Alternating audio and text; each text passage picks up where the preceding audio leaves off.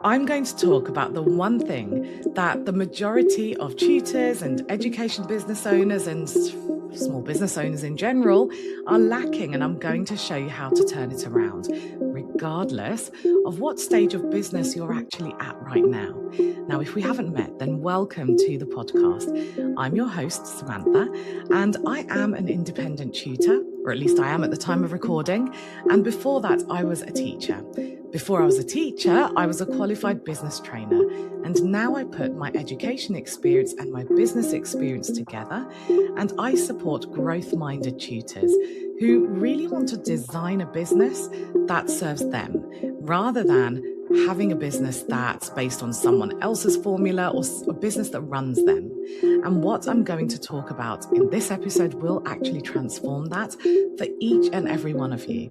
Now, I know that sounds like a really bold claim, but it really will transform things for you. Every single person who listens to this, and here's the really important part, every single person who takes action. So without further ado, let's get started. Right, I'm not going to hold you in suspense any longer. The thing I'm going to talk about today are systems. Now, before you switch off, because systems is not an exciting word, it's not glamorous, it's not very creative, just hear me out. If you want to go for a walk or wash the dishes or just do something while you're listening, go ahead, but just keep listening, please, because it really will change things for you. So let's start with how to know whether you need to focus on the systems in your business right now or whether you're sorted. When you don't have systems in place, things feel a little bit out of your control. You're not quite on top of things. You feel like you're always doing a bit of guesswork. You struggle to stay consistent with things. You often chop and change your strategy or your mind all the time based on what you're hearing or what you're seeing around you. You think, oh, that's a good idea. Well, and you try it. You have no idea what will work and what won't work. And you're often scrambling around at the very last minute, trying to make something happen, only to feel down on yourself when it doesn't work. You feel like you're always chasing your tail. And those things that you really want to do, they just keep getting put back on the shelf. Does that sound familiar? Are you nodding your head to any of that? If you are, then it means you need systems. And in this episode, I'll talk about exactly how to do that. And I'll give you some examples of what these systems might look like. There's a quote by James Clear that I really like. It's really, really worth remembering, which is that you don't rise to the level of your goals, you fall to the level of your systems. He talks about this in Atomic Habits, where essentially he teaches us how to put systems in place so that we can achieve our goals rather than being in a position where we have these goals, but we struggle to achieve them because we haven't actually set ourselves up or our environment up for success. And this is exactly what happens in most businesses.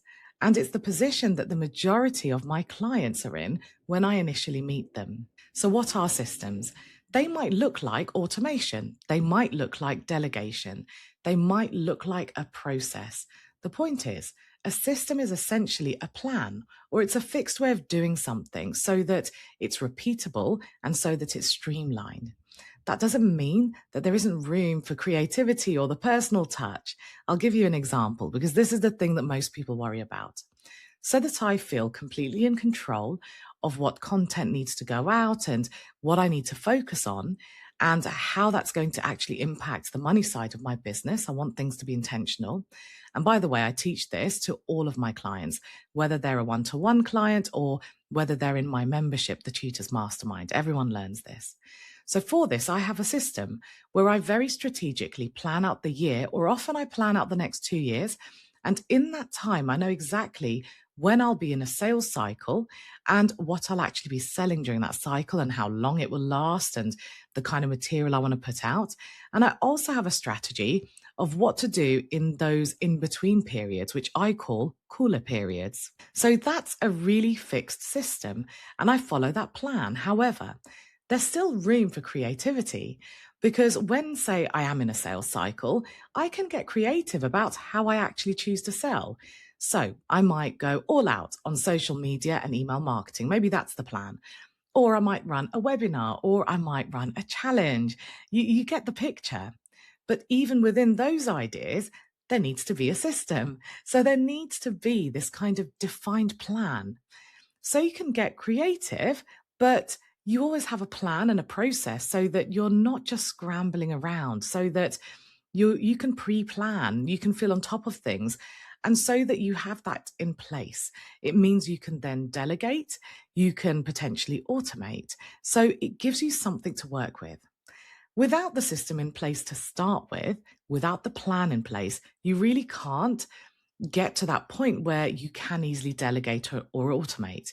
And even if you're not in that position, or you don't feel confident to delegate or to automate, that's absolutely fine, because you can now execute the plan. You can feel in control and on top of it because you have one. So you can see that a system, it can totally eradicate the common approach of just throwing spaghetti at a wall and seeing if it sticks. It totally eradicates the feeling of working really hard at something only to feel like that hard work didn't pay off and that you're not getting the return that you want, and then losing motivation and feeling really down. And it totally eradicates scrambling around at the last minute, trying to, let's say, sell something. But because you were rushing, because you were doing it at the last minute, maybe the quality wasn't there, maybe the consistency wasn't there, or maybe it didn't last for long enough. And maybe you haven't really built a good foundation for that hard work to really pay off. So let me run you through a few things that I systemize in my business, a few things that I often get my clients to systemize, so that you get a flavor and you get some ideas. Now, this is not going to be an exhaustive list, because what you systemize and how you do it really depends on your needs. It depends on your goals and where you're at in your business right now and where you want to be. So, for instance, I gave you the example of how I systemize my sales cycles as well as my cooler periods. But let's say you're in a position where you're just launching, you're in an exploratory phase. Maybe you need to systemize exactly how you're going to launch, or how you're going to explore who your dream client is and what your dream offer is. What's your plan for actually doing that? So if you are in an exploration phase, don't be fooled into thinking that, oh, I'm just at the beginning, I don't need a system, or that the system can't be beneficial. Because remember, a system is just a really well thought out plan and a defined plan. And you can use one regardless of what stage of business you're at, or whether you're a new entrepreneur or an established one. Now, here's something that you can systemize that I think will resonate with every single one of you, if not the majority of you. Your marketing content plan. If you're a client of mine, I have in-depth training. Chances are you've come across it. I have in-depth training on how to plan your content in a way that rotates around your core messaging. It rotates around what you offer, who you want to get in front of, and importantly, it helps you show up in large language models, things like ChatGPT, where people often search for recommendations nowadays. So just get in touch with me. If you're a client of mine, you need that and you haven't watched it and you're not sure where to find it. Now, for context, search engine optimization, or SEO, has been something that has historically been focused on a lot. So basically, people want people to find their websites when they search for certain things in search engines like Google. And this can still be really valuable. It really can be. But we also have to recognize that consumer behavior has changed. People often nowadays turn to platforms like ChatGPT for recommendations. So in the training that I referred to, I help you systemize your content plan. And if you like using platforms like ChatGPT, I also run you through how you can use those in order to create the system for your content plan. So in this situation, for example, here's what you could do. You would start by making sure that you're defining who you want to get in front of and what your red flags are. So who do you want to repel as well? You want to define what your core messaging is, and then you convert that into content pillars. Now, there are different ways of interpreting what a content pillar is. When I deliver training where I need to simplify it, I define content pillars as types of content. So, whether they are sales content, whether they're designed for engagement, and so on. But when I go into a little bit more depth, like I have done in that training I talked about. I help people create very careful content pillars that are bespoke to their messaging. So, for example, I might have a content pillar that focuses on the power of taking space or how debilitating the busy brain can be as a business owner, because that ties in with how I help tutors and how I help them design their businesses so that they actually have downtime without it impacting their productivity or their income. So you can see that I'm talking about one of the main transformations that I offer my clients, but it's coming from an angle that's relevant, but not necessarily directly related to something I offer. It's like it supports that transformation, it supports my offer. So now I have a content pillar, and I have a few of them that I will rotate around. But within that content pillar, I can now dive into it where I generate a few different content ideas. And then with each content idea, I could have prompts. I show people how to create stock phrases. So you can see I'm already building a system where if I now sit down to write content, or if I wanted to delegate the writing of my content to, let's say, a VA, I have a guide that I can hand over or a guide that I can follow. So I'm not relying on guesswork. I'm not being inconsistent, and I'm not confusing my audience or algorithms with what it is I actually want to be known for. However, within that, I can get creative because maybe some of the content will be in the form of a long video for YouTube or a podcast, or it might be an email or a social media post. And within that, there's creativity. Will it be a carousel? Will it be a static post? Will it be a short video? And so on. So, whilst using the word system really doesn't feel very glamorous or very creative, there really is room for creativity, but it's about making sure that you have that plan in place. Now, I actually make this even more powerful by making sure that I have specific content pillars for when I'm in a cooler period based on what my goal might be at that time, and specific pillars during sales periods based on what it is that I'm selling. And when I am in a cooler period and I am planning my content, I make sure that I'm also gearing up to the next thing that I'm selling. And I make sure that I'm positioning myself to be in front of the right people. And that's during the time I'm not selling. So that when I do sell, the right people see the content. So all of that is planned, it's strategic, and it's systemized, and therefore it's effective. Now, does it always work? Do I always get the results that I want? No, not always, but it never fails because there's always room for improvement. I will never get it perfect. And so, since I'm taking a systematic approach, I can now refine, I can try new things. And so that system just continually gets stronger.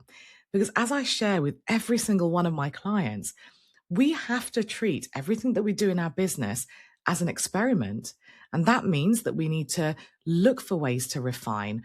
We always try a new thing or one thing at a time to see what difference that one thing makes before we change anything else.